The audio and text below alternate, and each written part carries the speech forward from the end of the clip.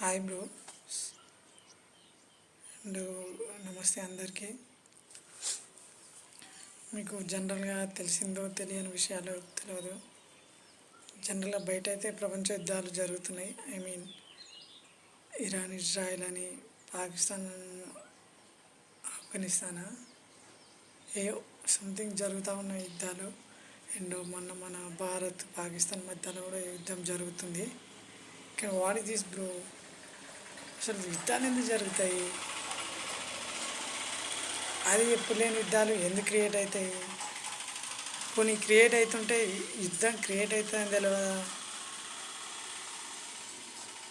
ఇప్పుడు number of reasons ఉంటాయి యుద్ధం చేయడానికి.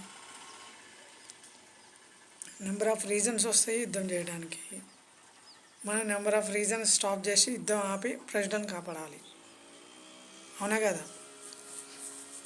సో అది మ్యాటర్ ఏంటంటే, నన్ను సీఎం పిఎం ఏదో ఒకటి చేస్తే నేను ఫస్ట్ ఈ యుద్ధాలను ఆపుతా అండ్ డెత్ రేట్ తగ్గిస్తా. అభివృద్ధి కొంచెం చేసినా చేయకపోయినా ఫస్ట్ ప్రాణాన్ని సేవ్ చేస్తా. బికాజ్ ఆఫ్ ఆమె డాక్టర్ తోళ్ళ రాంబాబు.